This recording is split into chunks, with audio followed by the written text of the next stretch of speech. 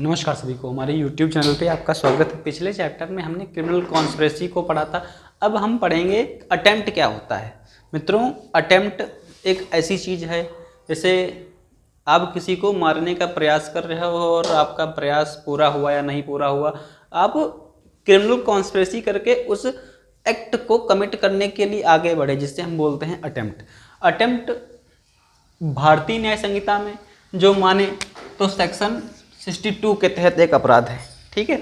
लेकिन अटेम्प्ट की कोई सज़ा नहीं निर्धारित की गई है। अब आप सोच रहे होंगे अटेम्प्ट है, अटेम्प्ट की सज़ा निर्धारित नहीं है तो हम कैसे जज सज़ा सुनाता है। अब हम आपको यही बताएंगे। अब लेकिन एक बात और बताएंगे आपको हम, उसमें क्या है, जो हमारा अटेम्प्ट है, अटेम्प्ट को BNS 65 में डिफाइन किया गया है, लेकिन इंडियन पेनल कोड में सेक्शन 511 के तहत डिफाइन किया गया था। इंडियन पेनल कोड में सेक्शन 511 के तहत इसको डिफाइन किया गया था। अब हम इस बात पे जोर देंगे कि अटेम्प्ट होता क्या है। जैसे ए एक व्यक्ति है, बी को मारने के लिए आगे बढ़ा। ए एक व्यक्ति है, बी को मारने के लिए आगे बढ़ा और इसने गोली चला दी, बी को लगी नहीं, यहाँ से निकल गई। तब क्या हुआ, अटेम्प्ट हो गया। और इंडियन पेनल कोड में अटेम्प्ट को हम धारा 307 के तहत परिभाषित करते थे। तो इसने अटेम्प्ट कर दिया। अब अटेम्प्ट की कोई स्पेशल सज़ा नहीं है, क्योंकि अटेम्प्ट एक एंटीबायोटिक है जो जिसकी कोई सज़ा ना हो पूरे हमारे लॉ में, उसको हम 511 के तहत इंडियन पेनल कोड में देखते थे, BNS में 62 के तहत देखते हैं। लेकिन अब इसमें एक चीज़ और बोलता है, अटेम्प्ट को हम कैसे डिफाइन करेंगे।